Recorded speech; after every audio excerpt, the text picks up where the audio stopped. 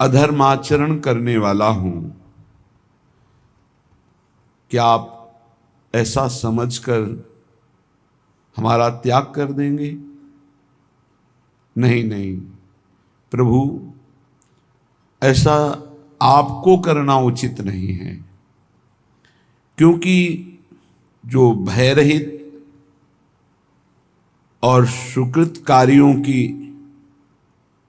रक्षा करने की बात कही जाती है, उनकी तो रक्षा है ही, क्योंकि वो पुण्यवान हैं, वो प्राज्ञ हैं, वो ज्ञानी हैं।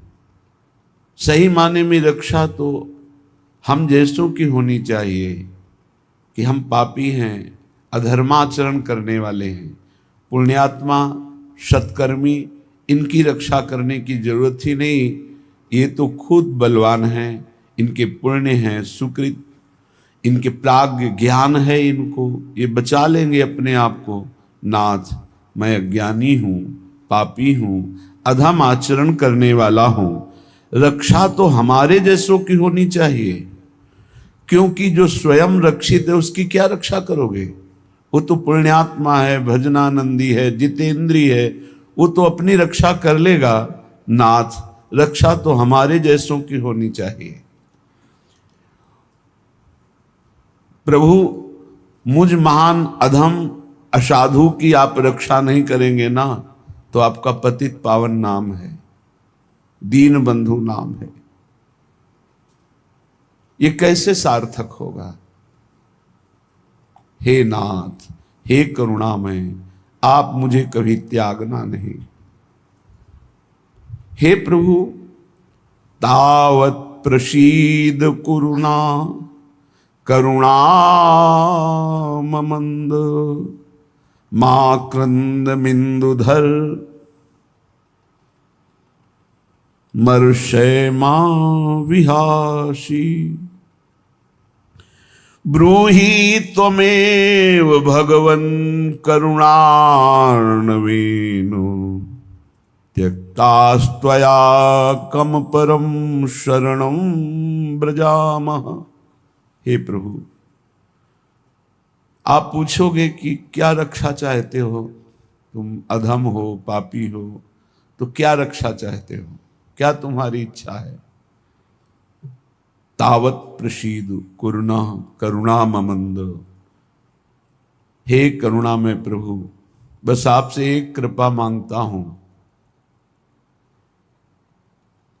कि जिस समय मृत्यु का समय हो और मैं असमर्थ हो रहा हूं आपके स्मरण से,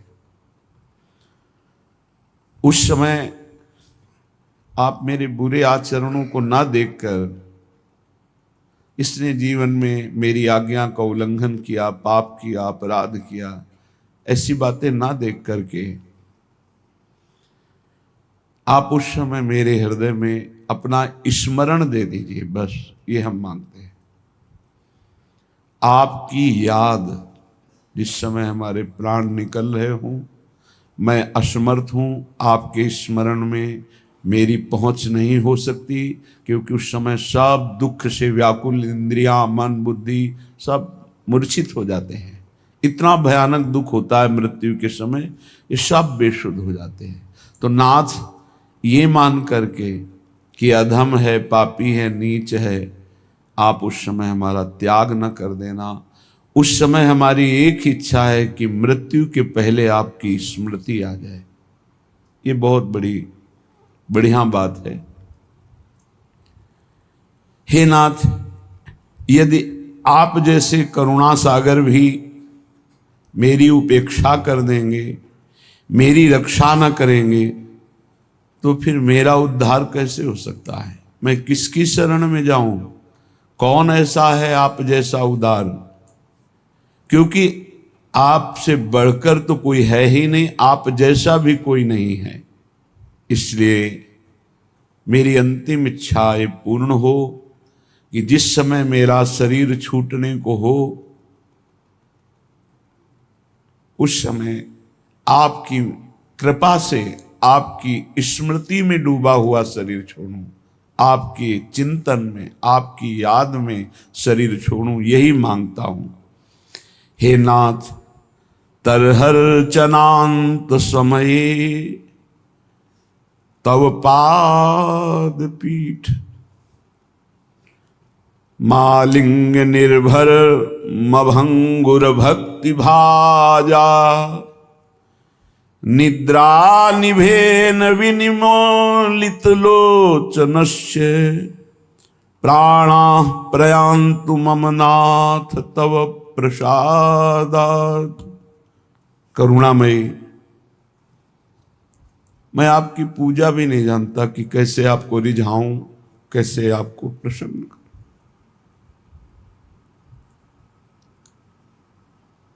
प्रभु, इतना तो जरूर जानता हूं कि आपके चरण रखने की चौकी को ब्रह्मा शंकर शनकादि नमस्कार करते हैं। आपकी पाद पीठ को, चरण रखने की चौकी को ईश्वर कोटि के महापुरुष भगवान ब्रह्मा जी, महादेव जी, शनकादि ये नमस्कार करते हैं।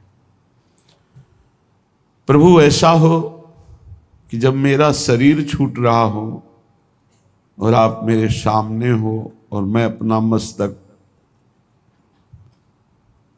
आपके चरणों में रखकर बस निरंतर के लिए सो जाऊं। आप मेरे सन्मुख हो और मैं अपना मस्तक आपके चरणों में रखकर सदा सदा के लिए सो जाऊं, ऐसी कृपा कर दो। हे नाथ, मेरी नींद कभी टूटे ना, प्राणों का उत्क्रमण हो जाए और जब आंख खोलूं तो आपके दिव्य लीला में, दिव्य धाम में आपके समीप खोलूं, ऐसे ही मुझे सुला दो। आप मेरे सामने हो, आपके चरणों में मस्तक रखकर मैं सदा सदा के लिए ऐसा सो जाऊं कि फिर इस जगत में आंख ना खुले। जब मुझे होश आवे तो मैं देखूं कि मैं भाव देह से अपने आराध्य देव के धाम में हूं, अपने आराध्य देव के समीप हूं, अपने प्राण प्रीतम की सेवा में हूं। ऐसी कृपा कर दीजिए। प्रभु, आपके लिए कुछ दुर्लभ नहीं है। ये मैं कोई कठिन बात नहीं मांग रहा कि आपको मेहनत करनी पड़ेगी। प्रभु, जैसे अत्यंत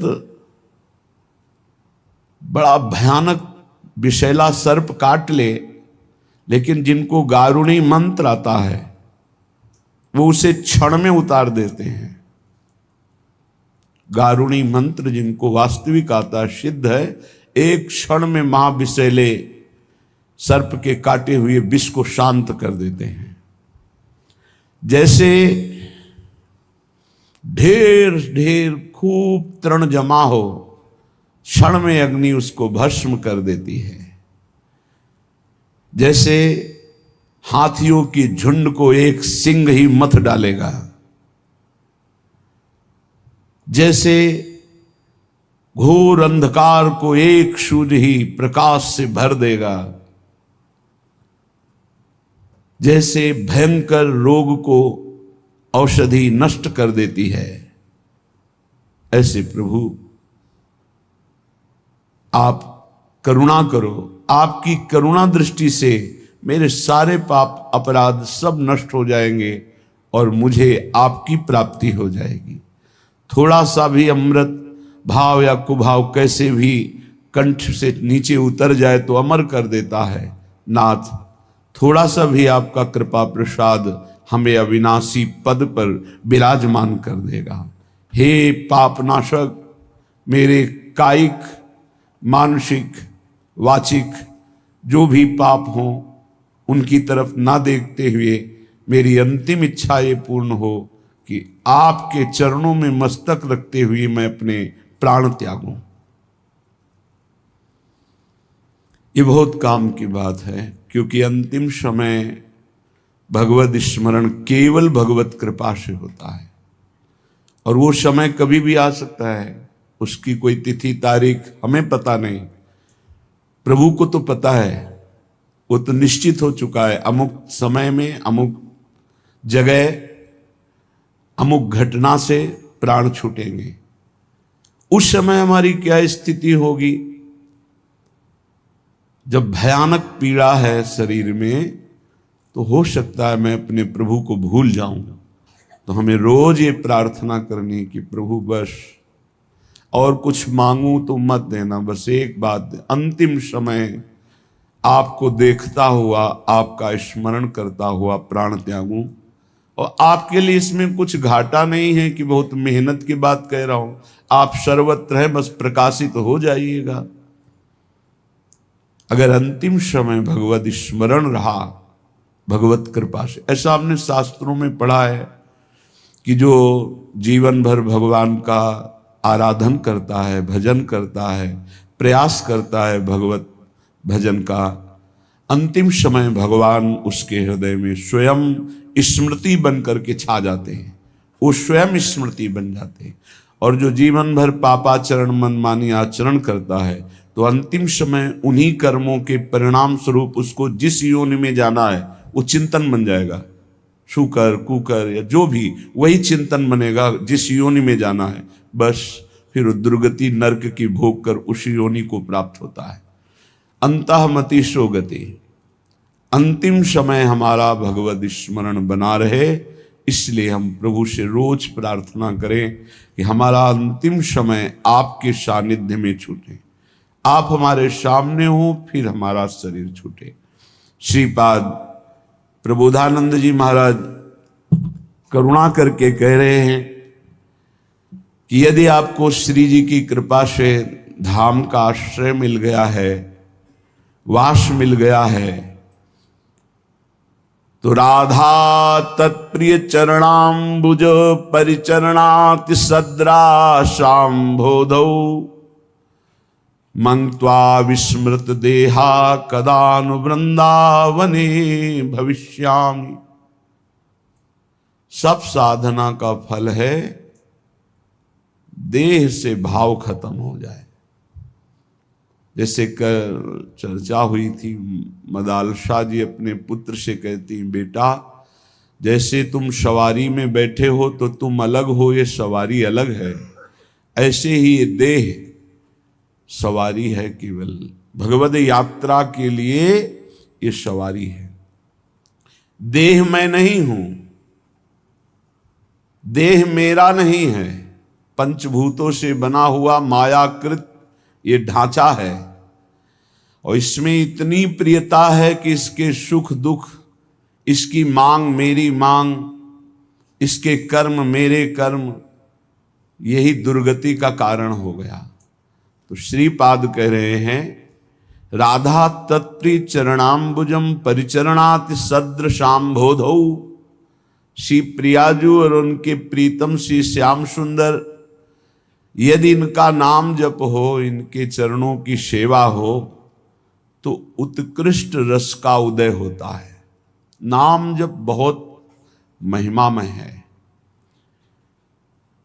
नाम जप की बात जिसके हृदय में बैठ गई वो धन्य हो गया, उसका जीवन परम धन्य हो गया। पकड़ो नाम जप को, पकड़ो। सब साधनों का सार है स्मृति, भगवद स्मृति। बार बार भगवान की याद आना। रूप को देखा नहीं, भगवान से मिले नहीं, तो उनकी याद के लिए एकमात्र उपाय है नाम जप, और उनकी चर्चा करना सुनना, ये उनकी स्मृति में पहुंचा देगा। भगवान की अमृतमयी कथाओं का श्रवण, भगवान की अमृतमयी लीलाओं का गायन और नाम जप, ये अखंड स्मृति प्रदान कर देगा। अनंत स्वयं ज्योतिरानंद दोहा, अनंतोल्लसत कृष्ण राधानुरागान, अनंतेश भूत्या कृतांजल्युपातेन, सदा नौमि वृंदाटवी सर्वभावान। वृंदावन अनंत तेजोमय है। ये सूर्य चंद्र के प्रकाश से प्रकाशित नहीं। सूर्य चंद्र को जो हम देख रहे हैं, ये हमारे प्राकृतिक नेत्र हैं, अभी दिव्य वृंदावन को नहीं देख रहे, जिसे श्रीपाद कह रहे हैं। अनंत स्वयं ज्योतिरानंद दोहा, ये स्वयं प्रकाश वृंदावन है, ये सूर्य चंद्र अग्नि आदि ज्योतियों से प्रकाशित नहीं है। और ये आनंद दोहा, ये आनंद रूपी दुग्ध दुह कर प्रदान करता है। अर्थात प्रियालाल के प्रेम रस को अपने में वास करने वाले, आश्रय करने वालों के हृदय में प्रकाशित कर देता है। अनंत अनंत दिव्य भावों की सृष्टि कर देता है। उपासक बैठे बैठे दिव्य चिंतन में खोया रहता है। ये श्री प्रिया प्रीतम के अनुराग रस में ऐसी स्थिति प्रदान करता है कि देह भाव मंगत्वा विस्मृत देहा, शरीर का विस्मरण हो जाए। अभी तो भक्ति का रंग ही नहीं आया, अभी तो सब कुछ शरीर है, खाना पीना सोना उठना बैठना सब ये केवल बाह्य दशा में ही है। अभी अंतरदशा का प्रादुर्भाव नहीं हुआ। भक्ति का जो रंग है वो अंतर्भाव देह है। जब उपासक अधिक समय भाव देह में ही रहता है, जैसे स्वप्न में सोया हुआ पुरुष देखता है अपने को, स्थूल शरीर का बिल्कुल ज्ञान नहीं रहता, ऐसे ही जागृत में स्थूल शरीर का बिल्कुल भान ना होते हुए अपने भावदेह से इष्ट के समीप रहते हुए भी व्यवहार सम्यक रूप से होना, ये है भक्ति की सामर्थ्य। व्यवहार स्त्री पुरुष शरीर धारण के वैसे ही हो रहा है और स्थिति सदैव आराध्य देव के समीप है। ये दिव्यता भक्ति की है। जैसे गोपी जनों में पूरे परिवार की सेवा कर रही, किसी को पता नहीं, पर स्थिति भाव से श्री कृष्ण चरणारविंद में नित्य और निरंतर है। जो ईश्वर की अनंत विभूतियां हैं वो उसकी अंजलि में अपने आप आ जाती है। जो वृंदावन का आश्रय वास लेकर प्रिया प्रीतम के चरणों की उपासना में रत है, मैं नमस्कार करता हूं ऐसे वृंदावन वासियों को जो प्रिया प्रीतम की स्मृति में अपने देह का भी विस्मरण किए हुए हैं। धन्य है देह कुटुम ते जाए छूट सबही विधि ना तो। अनंतेन्दु चंद्रिका सिंधु मग्नानंत श्वासोभा चमत्कार धारान अनंतानुरागै हरिर्व्यूहलांगान विहंगादिकान्नौमि वृंदावन स्थान। जैसे एक साथ अनंत चंद्रमा उदय हो तो कैसी कांति होगी, ऐसी कांति वृंदावन की प्रतिपल होती रहती है। अनंत चमत्कार का समूह वृंदावन है, अनंत शोभा युक्त है। श्री हरि और श्री लाडली जू इन दोनों को अनुराग में विह्वल किए रहता है। देखो हम जीवों को प्रेम में विह्वल कर दे, क्या बात। प्रिया प्रीतम को प्रेम में विह्वल किए रहता है वृंदावन। ऐसे व्याकुल श्री अंग वाले श्री प्रिया प्रीतम और उनके गुणगान में मस्त पक्षीगण राधा यशो मुखर मत खगावली के विहंगादिकान्नौमि वृंदावन स्थान। ऐसे प्रेम विह्वल प्रिया प्रीतम को देख रहे हैं और प्रेम विकल होकर उनका यश गान करे, ऐसे वृंदावन के पक्षियों को मैं नमस्कार करता हूं। ये जो कबूतर शुकादि पक्षी हैं, इनको जिनको देखते हो तत्काल देखते ही प्रणाम करो। ये शनकादि के समान महापुरुष है। ये हमने वाणी जी में पढ़ा है कि जितने पक्षी हैं कबूतर आदि, ये सब शनकादि महापुरुषों की महिमा वाले हैं, इतना भी कम नहीं है। इन पक्षियों को प्रणाम करना, इन पक्षियों के दर्शन करना, मानो हम बहुत बड़े महापुरुष शनकादि का दर्शन कर रहे हैं। विहंगादिकान्नौमि वृंदावन स्थान, वृंदावन में जो विराजमान पक्षी हैं इनको मैं नमस्कार करता हूं। दिव्य पुष्प पल्लवादि रम्य वल्ली शोभिते, द्वार देश दिव्य पुष्प तोरणादि चित्रिते, अंतरालि कल्पिताति दिव्य पुष्प तल्प के, दिव्य रत्न दीप राज सर्वतो विराजते। आहा, कैसा दिव्य शोभा का विस्तार कर रहा है निकुंज।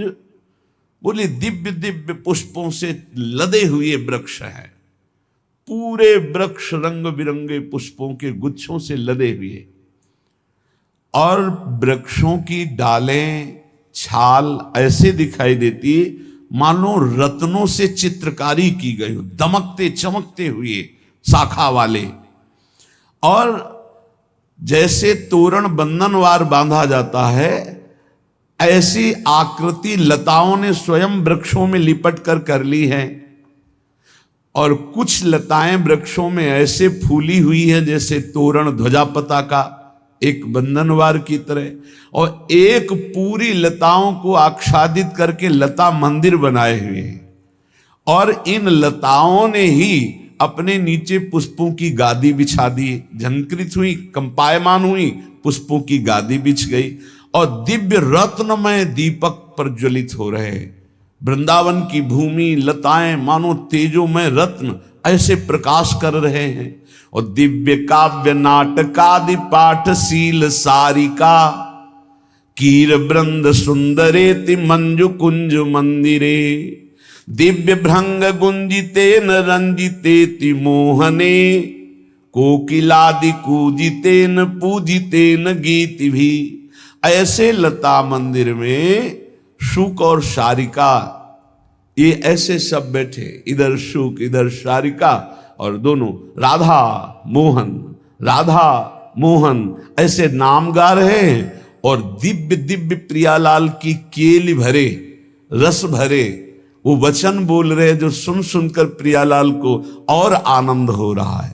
दिव्य काव्य नाटकादि पाठशील सारिका, और दिव्य जो भौरे हैं मानो राग रागिनियां मूर्तिमान भौरों का रूप धारण करके गुंजायमान, पूरे लता भवन में भौरे गुंजायमान हो रहे, पुष्पों के पराग को पाकर उन्मत्त होकर। शुक शारिका नाम कीर्तन गुण कीर्तन कर रहे हैं। और कोकिला की ध्वनि, कोकिलादि कूजितेन पूजितेन गीत भी, प्रियालाल सराहना करते हैं कोकिला को। जब पंचम स्वर में वो गान करती है, इतना आनंद छा रहा है।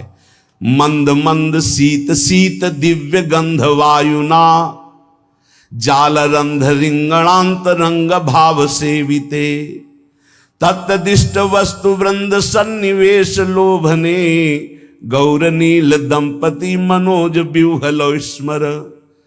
ऐसे निकुंज में जो फूलों की गादी स्वयं लताओं ने बिछा दी है कंपायमान होकर, उसमें हमारे प्रिया प्रीतम विराजमान है।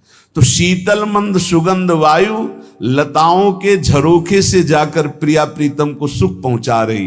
मंद मंद शीत शीत दिव्य गंध वायुना, जाल रंध रिंगणांत रंग भाव सेविते।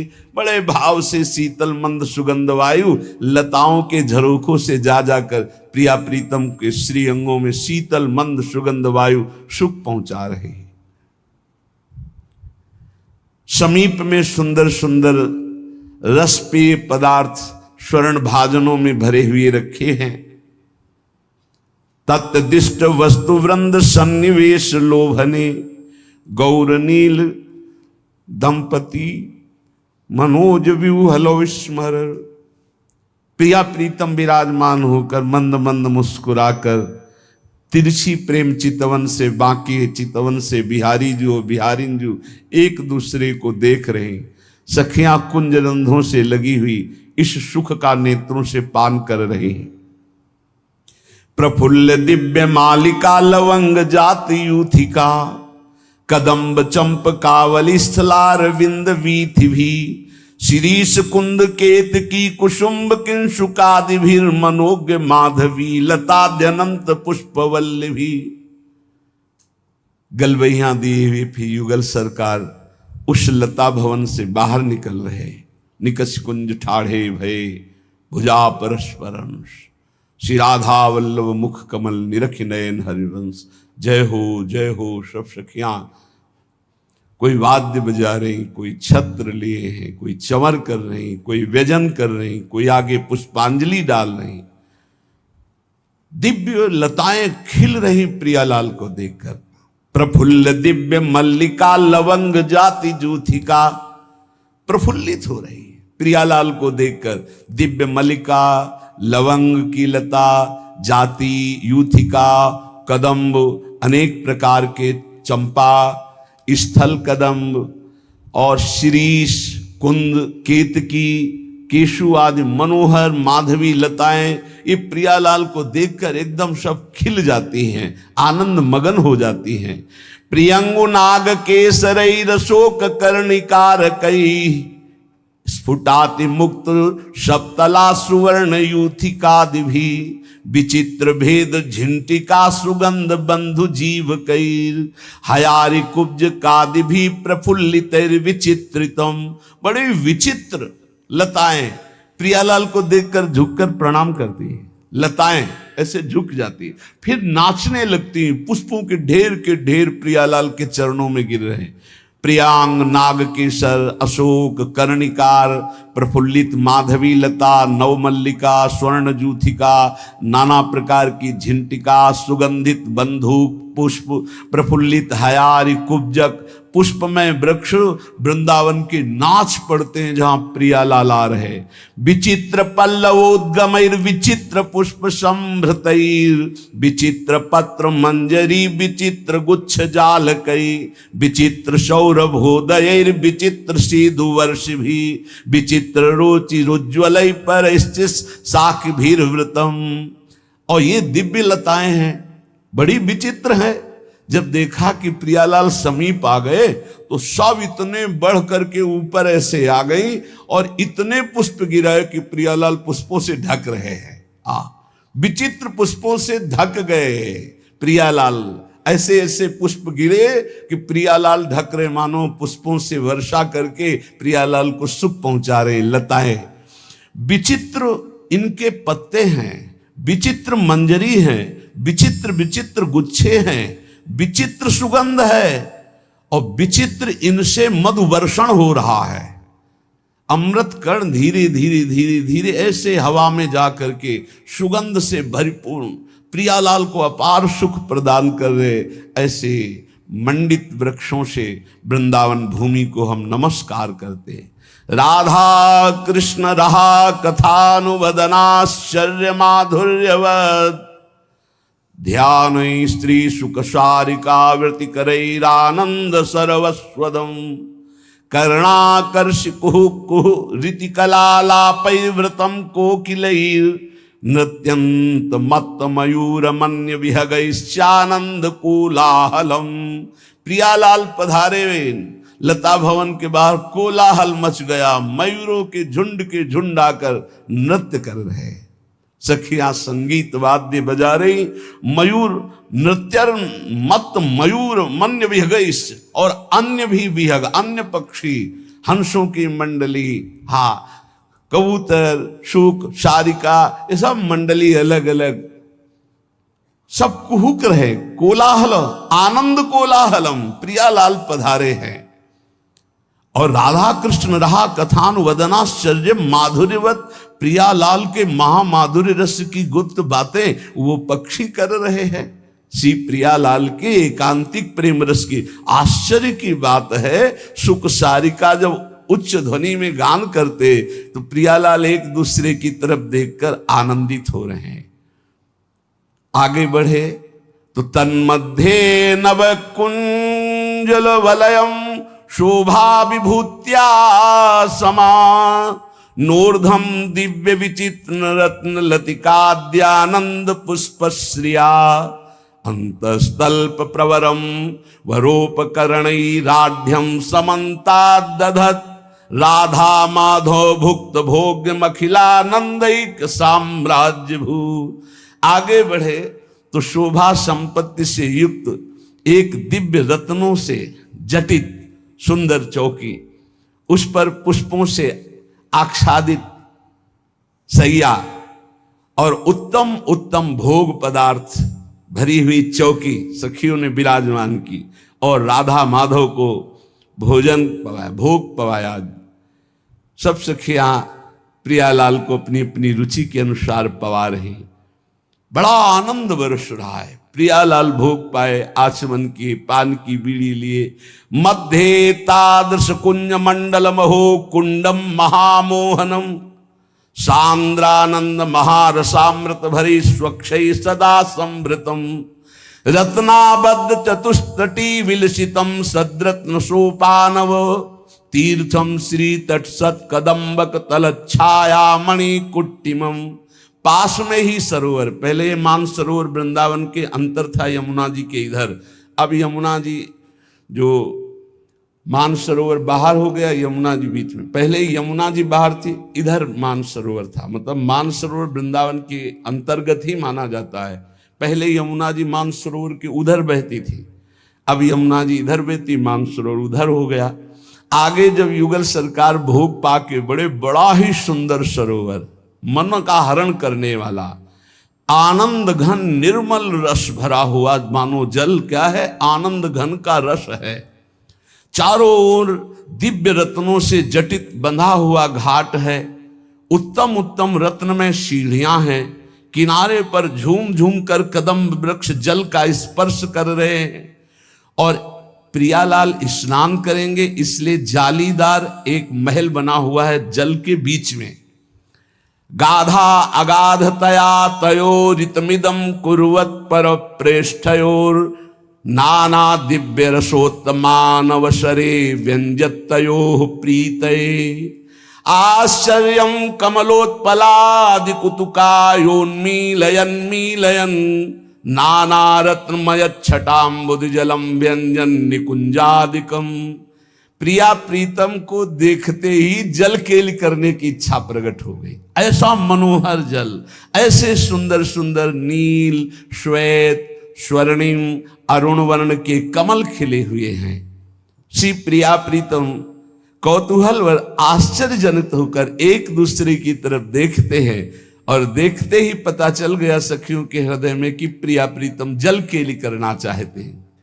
ये जो सुन रहे हो, सुनने मात्र से प्रियालाल की प्राप्ति होने वाली ये गाथा केवल सुनने मात्र से, जहां ये चर्चा हो रही है वृंदावन में, जिनकी ये चर्चा हो रही वृंदावनाधीश्वर, और तुम सुन रहे हो सुनने मात्र से। श्रवण सुनत प्रापक रति राधा पद अम्बुज सुकुमार। प्रियालाल का अद्भुत प्रेम प्रदान करने की सामर्थ्य ये लीलाएं रखती है। जे भी ऐसे नजदीक गए तो दूसरे प्रिया प्रीतम जल में दिखाई दे रहे। तो दोनों युगल सरकार चतुर शिरोमणि होते हुए भोरे हो रहे कि ये जुगल जोड़ी कौन से आ गए। वृंदावन में तो हम ही जुगल जोड़ी है। प्रतिबिंबित हो रही, लताएं भी प्रतिबिंबित हो रही, क्योंकि ऐसे तो एक लता ऊपर दिखाई दे रही, एक नीचे, एक जोड़ी प्रिया प्रीतम और नीचे भी जल में एक प्रिया प्रीतम। सखियों ने सोचा कि ये तो जलकेली करने जा रहे थे तो अपने ही रूप में मोहित हो गए। तो सखियां सब रूप धारण कर दी।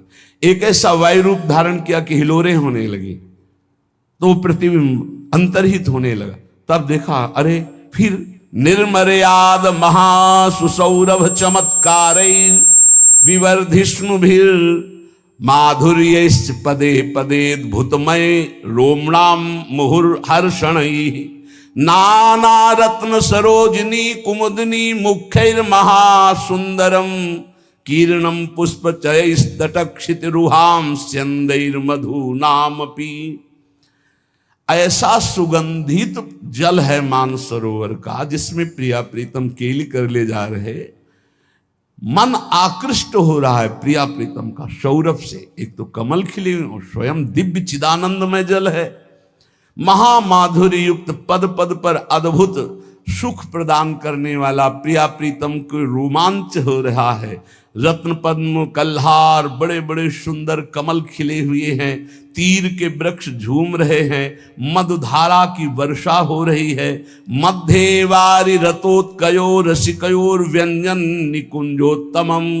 यद्वा रत्नमयाति सुंदर गृहम सर्वालि विस्मापकम अंभा संभव देववात परितश्चोर्ध्वम तले स्वक्षसत् रत्नक्षोणि समीहितोपकरणे दिव्य प्रसूनांतरे। श्री श्यामा श्याम रसकेली करेंगे, इसलिए अगाध जल गाध हो गया। गाधा गाध तया तयोरति मुदम कुर्वत परम प्रेष्ठयो। मेरे परम प्रेष्ठ प्रीतम युगल सरकार जलकेली करने आ रहे हैं। देखो ये जड़ देश नहीं, या सब चैतन्य है। तो मान सरोवर का जल गाध हो गया। गाध माने कमर तक, जिसकी सीमा देखी। अगाध माने असीम, अथाह। अथाह जल है। जब नौका विहार होगा तो यही अथाह जल हो जाएगा, और जब जल विहार करना चाहते हैं इतने इतने आगे। युगल सरकार ऐसे निर्मल जल में जो सुंदर कमल खिले हुए हैं, जल केली कर रहे हैं। जल क्रीड़ा परायण रसिक युगल को सुख पहुंचाने के लिए आसपास से सखियां भी मंडलाकार जल में खड़ी हो गई। कभी प्रियाजू लालजी के ऊपर, लालजू प्रियाजू के ऊपर जल ऐसे अंजुली से, और सखियां कभी प्रियालाल के ऊपर। सखी मंडली विस्मित कर देने वाला खेल करते हैं। लालजू डुबकी लगाकर प्रियाजू के चरणों का स्पर्श करते हैं। प्रियाजू एकदम कौन है ऐसे? तब सखियों ने निर्मल जल में झांक के देखा, बोले और कोई जीव जंतु नहीं है, ये लालजू ही महाराज हैं। चारों दिशाओं से जल वृष्टि लालजू के ऊपर होती है। लालजू अपनी आंखों में ऐसे कर कमल, ऐसे अद्भुत दिव्य पुष्प जो खिले हुए, एक दूसरे के ऊपर पुष्पों से ऐसे खेल हो रहा है। कैसा अद्भुत सौंदर्यता के समुद्र सी प्रियालाल, आसपास सुंदर कुंज निकुंज, अद्भुत सुंदर मानसरोवर, उसमें जल के युगल सरकार कर रहे हैं। महामणिमयोज्वल तट चतुष्टयेत्युल्लसत् विचित्र बहुमंडनाद्भुत महोलता मंडपे। विचित्र बहुपंक्ति को स्फुट कदम मुख्याद्भुत छटामृतमय द्रुमावली समृद्धि शोभाद्भुतम। महामणि में उज्जवल चारों तरफ घाट बंधे हुए हैं, और समीप में बताया पहले कि ऐसे छिद्रदार लता भवन के जैसा स्वाभाविक मानसरोवर के जल में ही प्रकट हुआ है भवन, जिसमें प्रियालाल जल केली करके फिर भींगे हुए वस्त्र से उसमें पधारते हैं। वैसे ढंग से बना हुआ है कि जल के ऊपर है, झरोखा भी है, लताओं की वायु भी आ रही, वहां प्रियालाल के वस्त्र पर्दा करके सखी जन बदलती, सुंदर नवीन पोशाक, नवीन वस्त्र आभूषण धारण कराकर फिर आश्चर्य में सुंदर भोग पवाती। आश्चर्य में इसलिए कि वो कोई प्राकृतिक पदार्थ नहीं, वो कोई गैस चूल्हा से बने हुए पदार्थ नहीं, वो सब दिव्य भाव से, जो भाव से चंपक लता जी चिंतन करती है, तत्काल वो पदार्थ महारस में, चिदानंद में, क्योंकि चिदानंद प्रभु चिदानंद में भोग पाते हैं। जैसे प्रभु को यहाँ भोग लगता है तो तुम्हारा भाव जो होता है वो प्रभु स्वीकार करते हैं, और वहां चिदानंद भाव से भोग लगता है, इसलिए वहां पदार्थ भी चिदानंद में है। चिदानंद पदार्थ में मलमूत्र रक्त मांस आदि नहीं बनता, ये सब दिव्य है। हर से देश में जाना है, रोज तैयारी करो, रोज सोचो मुझे प्रियालाल के पास जाना है, सोचो ये रोज सोचो मुझे जाना है श्री जी के पास। शरीर की चिंता मत करो, ये तो छूटेगा एक ना एक दिन, आज नहीं तो कल छूटेगा, पक्का छूटेगा। छूटने की तैयारी कर लो, पहले से इसे छोड़ दो, बहुत ही हानिकारक है ये। बड़ी कृपा है जिनको ये समझ आ गई है कि मुझे श्री जी के पास जाना है, ये नाशवान है, ये मैं नहीं हूं, ये छूटेगा, ये जलेगा, ये सड़ेगा। इसलिए राधा राधा राधा राधा कृष्ण पार कंदर्प तृष्णा सिंधुर वृंधिम तन्वदत्यंतमेव आश्चर्यम केलि वैदग्ध वृंदम वृंदावना नंदितो संदिशई तत्। धन्य है जो वृंदावनाधीश्वर की ये लीलाएं सुनने को पाते हैं, त्रिभुवन में कहीं नहीं है। ये वृंदावन की भूमि की कृपा से प्यारे जू की, नवनिभृत निकुंज की, कुंडों की, सरोवर की, रज की, रसिकों की ये चर्चा सुनने को मिलते। ये दुर्लभ चर्चा है, दुर्लभ चर्चा। श्री किशोरी किशोरजू के अत्यंत आश्चर्य में केली वैदग्ध समूह की जो चर्चा है, श्रीपाद कह रहे मैं सदैव इसे गाता रहूं, इसे सुनता रहूं और इसे देखता रहूं, यही मेरी प्रार्थना है। श्री भगवत ऋषि जी महाराज कह रहे, ये केवल देखने का अधिकार इसीलिए हमारे अंदर जागृत नहीं हो पाता। कल चर्चा हुई थी कि रुचिले सुच सेवा करे, सेवक कहिए सोए, तन मन धन अर्पण करे, रहाय अपन पो खोए, रहाय अपन पो खोए, द्रवे तब हरि गुरु देवा। उसके आगे कह रहे कि इसीलिए हरि गुरु की कृपा प्राप्त नहीं हो पाती, क्योंकि वो कर्ता स्वयं को मानता है। कर्ता मानने के कारण उसे भोगना पड़ता है, और भोक्ता होने के कारण वो रस का अधिकार नहीं पाता। कर्ता भोक्ता भाव वाला रस का अधिकार नहीं पाता, न उसे तत्वबोध होता है। तो बोले जो कर्ता है उसको तो जानता नहीं, अपने को कर्ता माने हुए है। बड़ा गूढ़ प्रसंग है। कर्ता कृत जाने नहीं, माने निज करतूती, ते प्राणी दुख पावहीं, ये लगे वो अविद्या भूत, लगे वो अविद्या भूत, कहे द्विज रक्षा करी हो, अर्जुन मेरो नाम नहीं तो पावक में जरी हो, कर गई श्याम बचाए बतायो, जो शिशु हरता, भगवत रसिक नरेश सकल कर्तन को करता। ये बात समझ में आ गई तो बहुत बड़ी बात समझ में। ये बोले अविद्या का भूत लगा है, किसी को समझ में नहीं आ रहा। ये सारा का सारा फसाव इस शरीर से है, शरीर से। विशाल विश्व ब्रह्मांड और उसकी उत्पत्ति किससे हुई? कर्ता कौन है? हरि।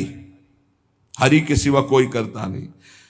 वेद भी कहता है को हम बहुत श्यामा, मैं एक बहुत रूपों में हो जाऊं।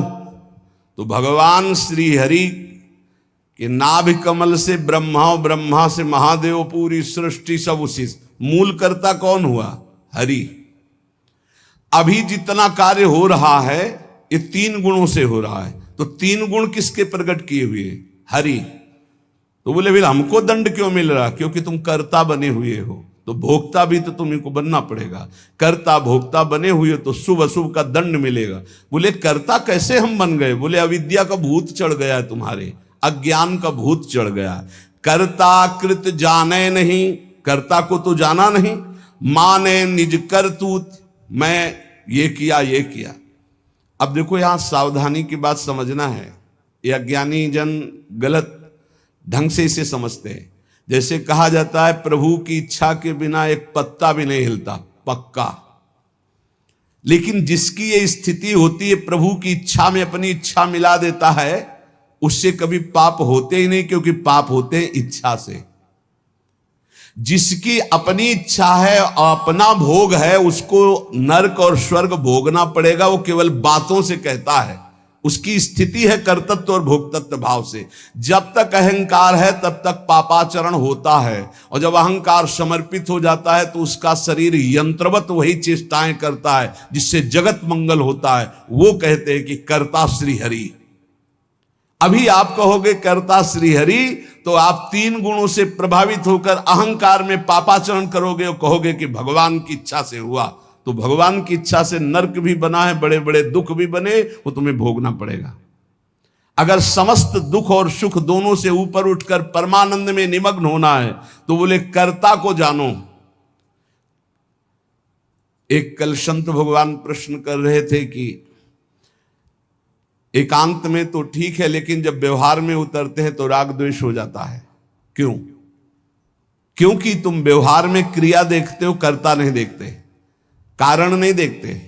अगर कारण को देखो तो कारण श्री हरिवंश भनम, क्रिया को देखोगे तो अनुकूल हुई तो राग हो जाएगा, प्रतिकूल हुई तो दोष हो जाएगा। अगर कारण को देखोगे तो सब में पावर श्री भगवान कारण, राग द्वेष होगा ही नहीं। भगवत ऋषि जी कहते हैं औरों की तो बात जाने दो, लगे हो अविद्या भूत, कहें द्विज रक्षा करी हो। समीप में बैठे हैं अर्जुन जी के भगवान श्री कृष्ण। एक ब्राह्मण आता है और श्री भगवान के सामने वो कहता है, प्रभु प्रभु अभी अभी मेरा पुत्र प्रकट हुआ और पधार गया। द्वारिकापुरी की बात है। प्रभु पैदा होते ही मर गया, ऐसा तो कभी नहीं हुआ कि पुत्र पिता के सामने मर जाए, ये तो धर्म रहित बात है। और अपने बालक को भगवान के सामने से राजमहल के द्वार पर रखता है और विलाप करके बड़ी आतुरता पूर्वक कहता, संदेह नहीं कि इस समय पृथ्वी में ब्रह्म ऋषियों का द्रोह करने वाले लोग पैदा हो गए हैं, धूर्त कृपण पापी लोग बढ़ गए हैं, कर्म दोषी हो गए हैं, इसीलिए ये काल उल्टा चक्र चला रहा है कि पिता के सामने जन्मा हुआ पुत्र मृत्यु को प्राप्त हो रहा है। ये राज हिंसापरायण दुश्शील अजितेंद्री प्रजा को दरिद्री कर रहे हैं, कर ले करके दुख पर दुख प्रजा भोग रही है। इसीलिए ये हमको सामने महान संकट देखना पड़ा। अधार्मिक राजाओं के होने के कारण मेरा पुत्र मेरे सामने मरा, ऐसा काल व्यतिक्रम है, नहीं होना चाहिए था। इस प्रकार बोलकर चला गया। फिर दूसरा पुत्र हुआ तो फिर मर गया, फिर बोल के चला गया। तीसरा पुत्र पैदा हुआ, फिर मर गया, फिर वैसे ही बोल के चला गया। जब नवें बालक के मरने पर वो वहां आया तो अर्जुन जी ने कहा, ब्राह्मण सुनो, इस निवास स्थान द्वारिका में ऐसा लगता है कोई धनुषधारी छत्री नहीं है। बार बार तुम यहां रोकर चले जाते और कोई नहीं बोलता कि मैं तुम्हारी रक्षा करूंगा। क्या है ये प्रजा पालन है? अरे जिनके राज्य में कोई ब्रह्म ऋषि दुखी हो जाए धन से, पुत्र से या किसी अन्य कारण से, तो उसका राज्य नष्ट हो जाता है। जहां साधु वैष्णव ब्रह्म ऋषि दुखी हो जाए। मैं समझता हूं इस समय तुम बड़े संकट में हो, बड़े दीन हो रहे हो क्योंकि तुम्हारे पुत्र मर रहे हैं। मैं प्रण करता हूं तुम्हारे पुत्र की रक्षा करूंगा। कर्ता को जाने नहीं, भगवत ऋषि जी कह रहे हैं। अरे उनका जाओ, तुम बात क्या बनाते हो, तुम क्या पूर्ण करोगे? जब ये श्री कृष्ण और बलराम बैठे हैं तो तुम क्या पूर्ण कर लोगे? अर्जुन से कहा तो वो कह रहे हैं, अहम वा अर्जुनो नाम गांडीवम यस्य वै धनो नाहम संकर्षणो ब्रह्मन्न कृष्ण कार्षणेव च अहम वा अर्जुनो नाम गांडीवम यस्य वै धनो। हे मैं कोई संकर्षण नहीं हूं बलराम जी, और मैं कोई कार्षणी कृष्ण नहीं हूं। मैं गांडीव धनुषधारी अर्जुन, जो बोलता हूं वही करके दिखाता हूं। यहां दो भाव निकलते हैं कि देखो भाई, मैं कोई कृष्ण बलराम तो हूं नहीं, उनका दास हूं। तो भगवान अपने प्रण को चाहे भुला दे, लेकिन दास के प्रण का निर्वाह करते, इसलिए मैं प्रण लेता हूं कि मैं तुम्हारे पुत्र की रक्षा करूंगा।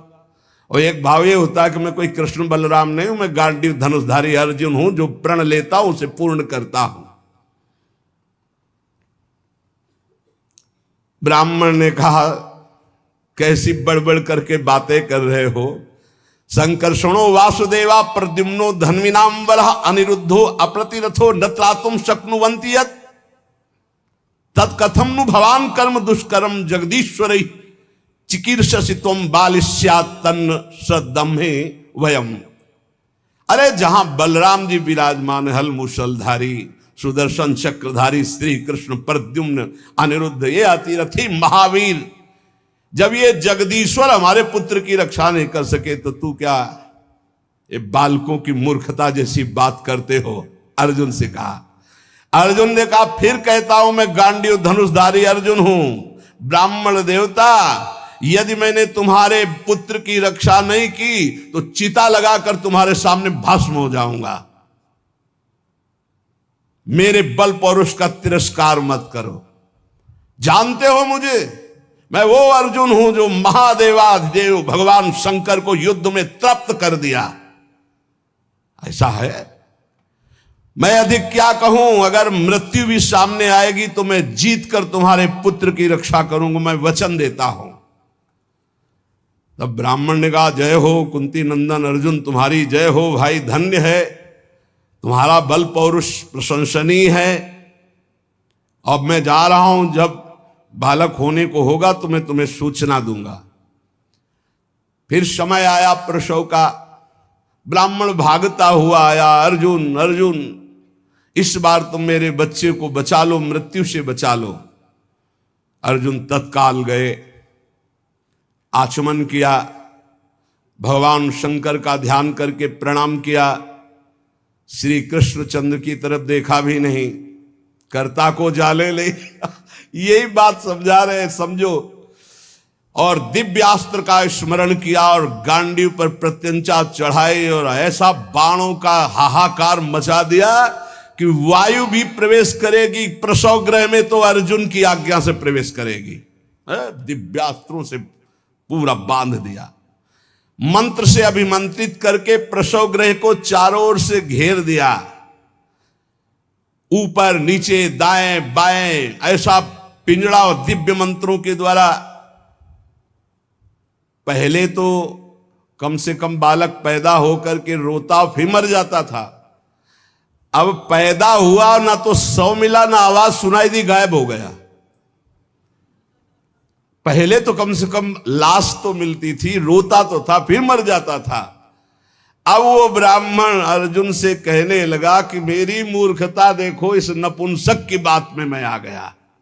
हाँ, अरे जहां श्री कृष्ण और बलराम नहीं रक्षा कर पाए, इसकी डींग भरी बातों पर मैंने विश्वास कर लिया। ना प्रद्युम्नो ना अनिरुद्धो न रामो न च केशवा यस्य सेकु परित्रातुम कोन्यस्तद वितेश्वरः। कौन ऐसा है जहां श्री कृष्ण बलराम प्रद्युम्न और अनिरुद्ध नहीं रक्षा कर पाए, वहां और त्रिभुवन में कौन रक्षा कर सकता है। मिथ्यावादी अर्जुन को धिक्कार है, अपने मुंह से बड़ाई करने वाले गांडीव धनुषधारी अर्जुन को धिक्कार है। दुर्बुद्धि मूढ़तावश कहता था कि मैं तुम्हारे बालक की रक्षा कर लूंगा। अब ब्राह्मण तो क्रोध में, देखने को मुंह नहीं मिला लड़के का, पैदा हुआ गायब। अर्जुन ने कहा ब्राह्मण मेरा अपमान मत करो। तत्काल योग बल से यमपुरी गए। भगवान धर्मराज जी ने देखा कि अर्जुन पधारे, बोले इस समय अर्घ पात्र लेने का हमें अवसर नहीं है, हमें यह बताओ कि वो जीवात्मा तुम्हारे यहां आया है? बोले हमारी पुरी में नहीं आया। विचार किया कि कहां चला गया जब यमपुरी में नहीं आया।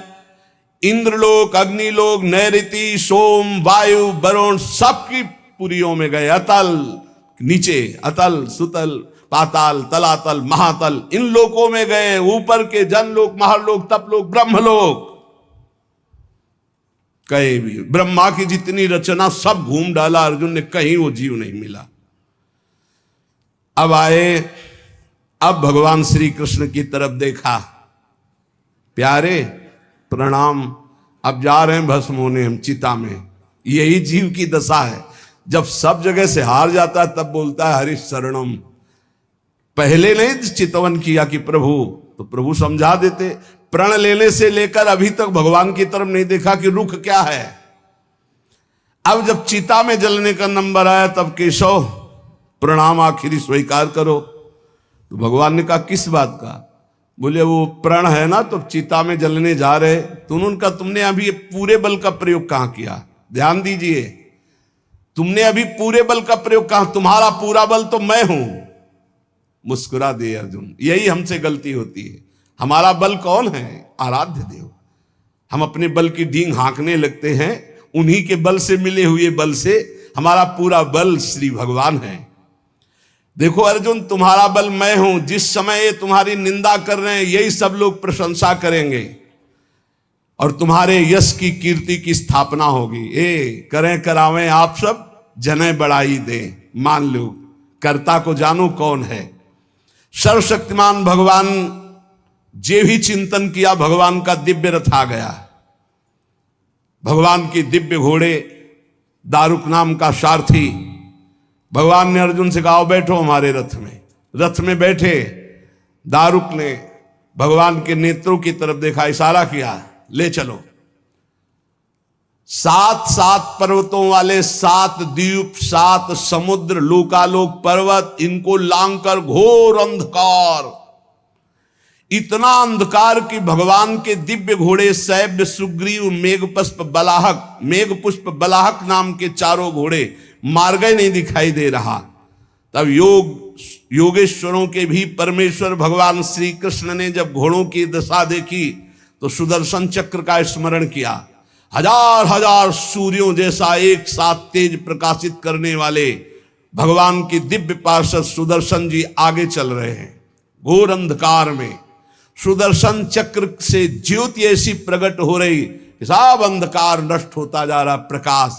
ऐसे भगवान के सेवक हैं, ऐसे भगवान के दास हैं। सुदर्शन चक्र के द्वारा बतलाए हुए मार्ग से चलकर अंधकार की अंतिम सीमा में पहुंचे। अब अंधकार के पास इतना दिव्य प्रकाश, प्रकाश ही प्रकाश, जैसे घोर अंधकार ऐसे घोर प्रकाश। अब वहां अर्जुन की आंखें चौंधिया गई, विवश हो गए, नेत्र बंद कर लिए, इतना तेज।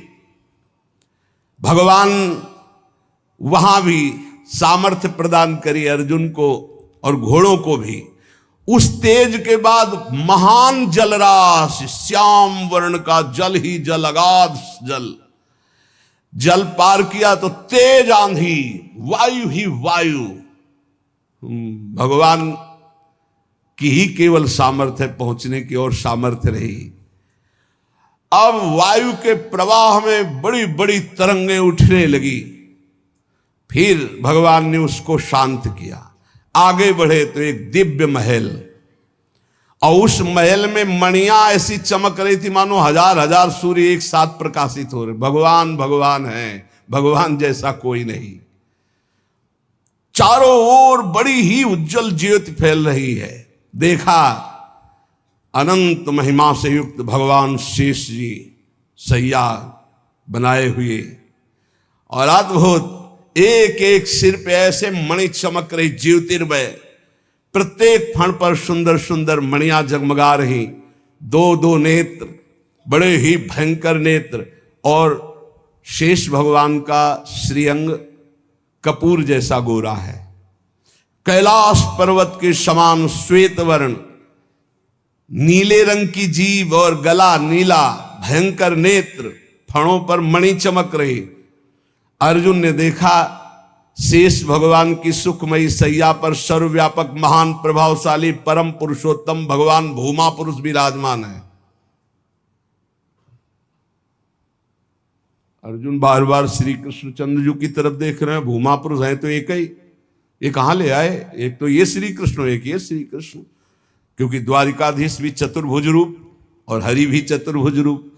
शरीर की कांति वर्षाकालीन मेघ के समान श्याम रंग, अत्यंत सुंदर पीतांबर धारण की, मुख पर प्रसन्नता, कमल जैसे नेत्र, बहुमूल्य मणि जटित मुकुट, कुंडल कांति, घुंघराली अलकावली, लंबी लंबी सुंदर भुजाएं, कौस्तुभ मणि, वक्षा स्थल में श्रीवत्स का चिन्ह, घुटनों तक माला। वही श्रृंगार जैसा द्वारिकाधीश का, वैसा ही प्रभु का श्रृंगार।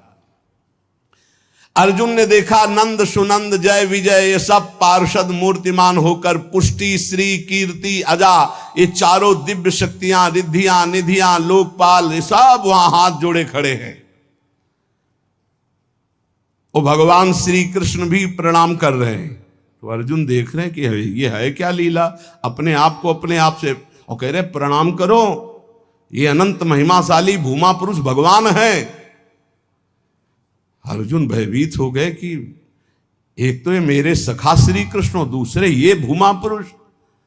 श्री कृष्ण ने फिर प्रणाम किया और हाथ जोड़कर कहा कि हे भूमा पुरुष, आप कृपा करके आदेश कीजिए।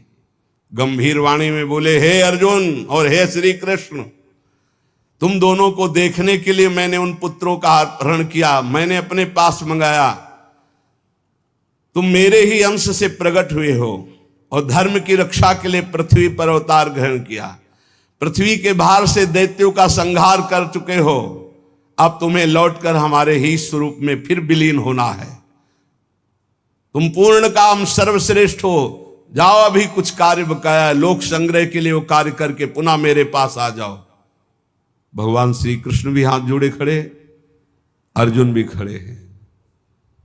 अति विचित्र भगवंत गति, बड़े बड़े ख्याली। अर्जुन के होश उड़ गए, नए भूमा पुरुष कौन हो गए भाई?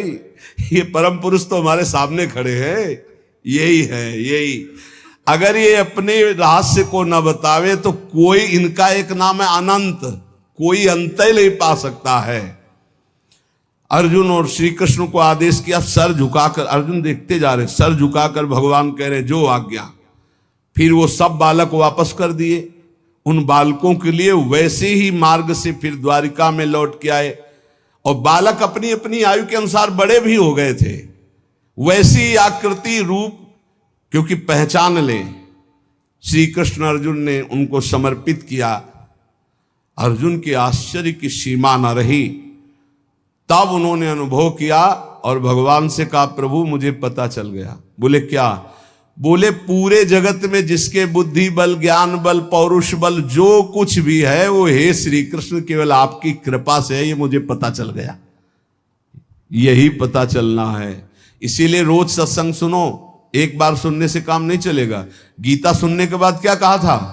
नष्टो मोहा स्मृति लब्धा। फिर क्या हो गया? फिर मोह। ये हवा है, आंधी है, कभी भी गंदा कर सकती बुद्धि को। देखो अर्जुन जी ने गीता सुनने के बाद कहा था नष्टो मोहा स्मृति लब्ध। फिर मोह हो गया, मोह माने अज्ञान।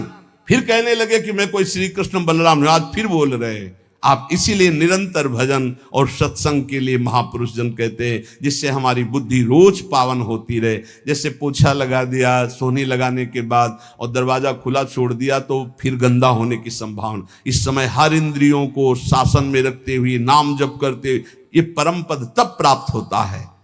तो इसलिए भगवत रसिक जी कह रहे हैं कि कर्ता कृत जाने नहीं, माने निज करतूति, ते प्राणी दुख पावहीं, लगो अविद्या भूत।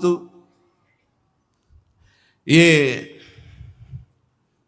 बहुत जल्दीबाजी में फिर सब बिगड़ जाता है।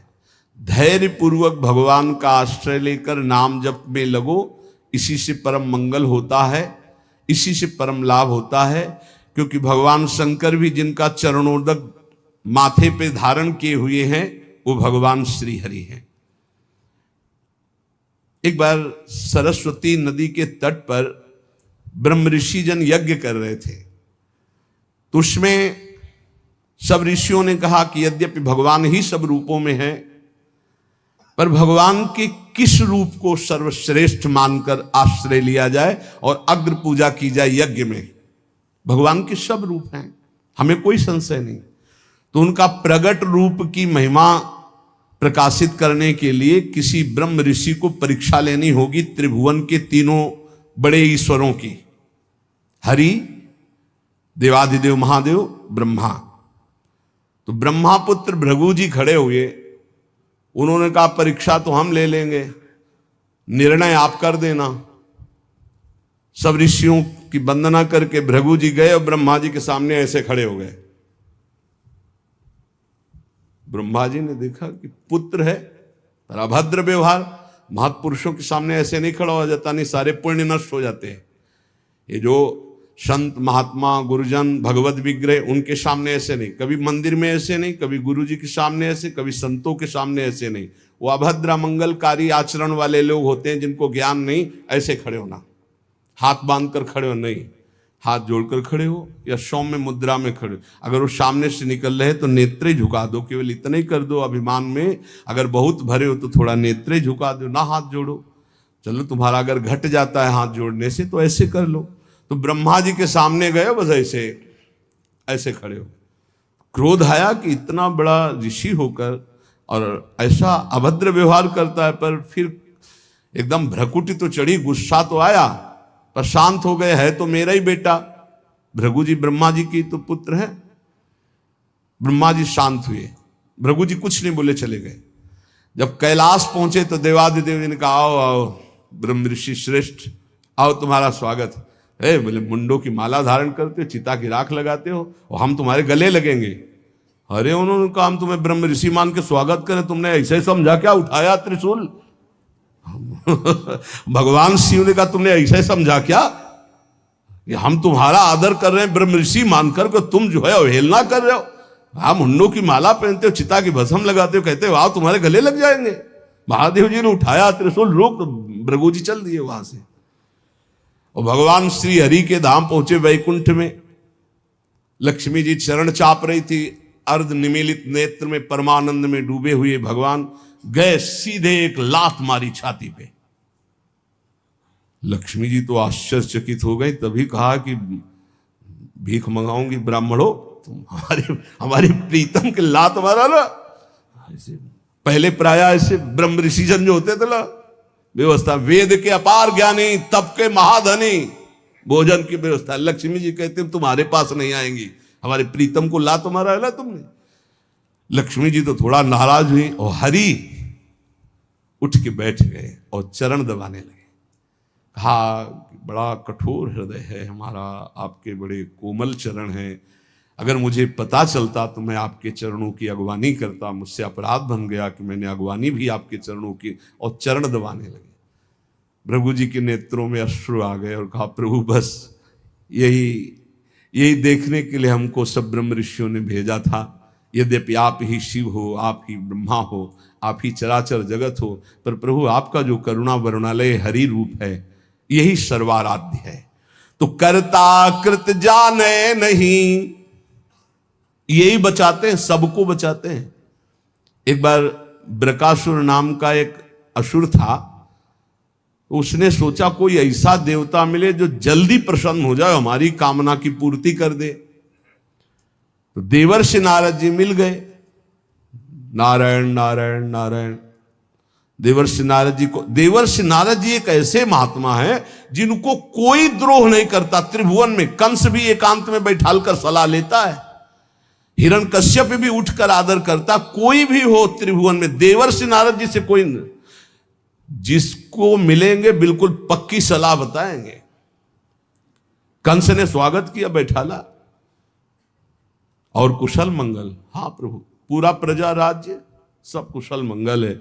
अभी अभी की बात है, वो वसुदेव जी आए थे लड़के को लेकर, हमने वापस कर दिया कि हमें तो 8वां से भय है। नहीं नहीं, गड़बड़ है। कमल उठाया, कहा देखो यहां से गिनो 1 2 3 4 5 6 7 8, आया ना 8वां, पहला आया ना, फिर दूसरे शुरू किया, हर 8वां हो सकता है। उनको लगा कि नारद जी जैसा कृपालु कौन हो सकता है, और नारद जी को लगा ऐसे ये दया करेगा तो भगवान के अवतार में देरी हो जाएगी, क्योंकि 8वें में आना है। और जब तक ये दया करेगा तब तक भगवान विकल नहीं होंगे, इसको क्रूर होना चाहिए, क्योंकि भगवान का अवतार शीघ्र हो। हर कमल की पंखुड़ी को 8वीं बता दिया, हर बेटे को 8वां बता दिया, तुरंत मुलवाया। नारद जी एक ऐसे महात्मा है जिनको सब कोई आदर करता है। ब्रकासुर ने देखा, साष्टांग दंडवत हुआ, नारायण नारायण। महाराज कोई ऐसा भगवान बताओ जो बहुत जल्दी प्रसन्न हो जाए। बोले वो तो शास्त्रों में प्रसिद्ध है, आशुतोष देवाधिदेव महादेव, उनके ज्यादा आशुतोष, वो ऐसे देवता है वो जल्दी प्रसन्न हो जाते हैं। और कोई सेव संतरा की जरूरत नहीं भाई, देवाधिदेव महादेव देख लो, कोई देवता ऐसा भोग नहीं पाएगा, त्रिभुवन में कोई देवता नहीं ऐसा भोग पाएगा जैसा देवाधिदेव भगवान शिव एक चुल्लू जल में प्रसन्न। ऐसे ऐसे कृपालु हैं कि जो कोई सृष्टि में न स्वीकार करे वो स्वीकार करने के लिए तैयार, उतने में प्रसन्न हो जाते हैं। बोले आशुतोष देवाधिदेव महादेव हैं। और वो सोचा कि मंत्र और ये आराधना हमसे तो बनेगी नहीं, आसुरी प्रवृत्ति है। तो अग्नि को प्रकाशित करके अपने शरीर का मांस नोच नोच करके स्वाहा, भगवान शिव का मंत्र जपता तो स्वाहा। भगवान शिव बड़े कृपालु के, बेकार को ऐसे, हम तो एक चुल्लू जल में प्रसन्न हो जाते हैं, इतनी भगवान शिव प्रसन्न हो गए। कर्ता को जाने नहीं, हम ये बता रहे। भगवान शिव ने कहा काहे को तुम इतना कष्ट सह रहे हो, क्या चाहिए तुम्हें? तो माता जी के सहित प्रकट हुए थे। माता जी त्रिपुर सुंदरी, असुर है ना, राक्षस, तो इसकी बुद्धि तो राक्षसी ही रहेगी। भगवान शिव की तरफ देखा, माता जी की तरफ देखा। उसने कहा प्रभु मेरी इच्छा है कि मैं जिसके ऊपर हाथ रख दूं वो भस्म हो जाए। भगवान शिव बिना विचार किए बोले तथास्तु, ऐसा ही हो। जे ही ऐसा कहा तो उसने सोचा परीक्षा के लिए भगवान शिव के ऊपर हाथ रख के देखे ना, इन्हीं का वरदान इन्हीं को। भगवान शिव के ऊपर ऐसे जो हाथ कर, भगवान भागे, क्योंकि जानते थे कि सत्य है, धक देगा भस्म हो जाएगा। शरीर तो भाई भगवान ने ही आदेश और वो वर दिया है, उन्हीं के बल से भागे, वो भी पीछे भागे। माता जी खड़े लीला देख रहे हैं। भगवान शिव जब पीछे देखे तो दौड़ के पीछा बस हाथ ही रखने का। भगवान ने कहा कहां तक भागेंगे, तो कर्ता को याद किया। कर्ता कौन है? हरि। हरि को याद किया। जो ही याद किया तो आ गए ब्रह्मचारी के रूप में। और भगवान शंकर से इशारा किया, चैन की सांस लो, अभी इसका हिसाब करते हैं। नजदीक गए, बोले प्रणाम बृकासुर जी। इतना प्यार से विश्व में कोई नहीं बोला था, वो तो असुर था। प्रणाम बृकासुर, अमृतमय वचन, ऐसा आकर्षण और ऐसे कमल नयन और ऐसी चितवन को खड़ा हो गया। बोले वृकासुर जी, यदि आपको मेरे सहयोग की आवश्यकता हो तो सहयोग से बड़े बड़े काम बन जाते हैं, आप क्यों भाग रहे हो इनके पीछे?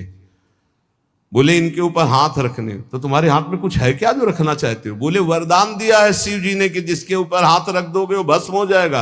अरे बोले अभी तुम्हें विश्वास है? दक्ष ने साप दे दिया था, इनके पास कोई ताकत नहीं रह गई। तुम हाथ रख के अपने ऊपर देखो, अगर झूठा निकलेगा ना तो दोनों मिल करके। हाँ ये बात तो पक्की है। एक सेकंड में हिसाब कर। अरे हरि है, हरि। एक सेकंड उसको ये समझ में नहीं आए कि अगर हाथ रखा और सच्ची हुआ तो कौन बताएगा आके इनको। जो ही ऐसे किया सो क्षण में भस्म हो गया, राख हो गया। भगवान शंकर ने बोले प्रभु थोड़ा सोच समझ के वरदान दिया करो, तुम तो ऑर्डर डाली हो, अपनी भी सुरक्षा नहीं देखते। भगवत रसिक जी कह रहे, करता कृत जाने नहीं, माने निज करतूती, ते प्राणी दुख पावही, लगो अविद्या भूत, लगो अविद्या भूत कहें द्विज रक्षा करी हो, अर्जुन मेरो नाम नहीं पावक में जरी हो, कर गही श्याम बचाए, बतायो जो शिशु हरता, भगवत रसिक नरेश सकल करतन को करता। इसलिए एकमात्र भगवान की शरण में हो जाओ। जितने कर्म कर रहे हो वो प्रभु को समर्पित कर दो। और रोज एक बार हमारी प्रार्थना है, ये सब याद नहीं कर पाएंगे पर सत्संगी हो इसलिए याद करना, मरना है। ये बात हमारी बात पक्का मान लो। ये हम बहुत बड़ा मंत्र बता रहे हैं। अगर ये एक बार 24 घंटे में एकांत में सोचोगे कि यार मरना है, सब कुछ छूटेगा, जाना है, तो आपका भजन बनने लगेगा, आप कुछ कमाई कर लोगे। अगर ये भूल गए कि मरना है तो मनमानी पापाचरण होता है।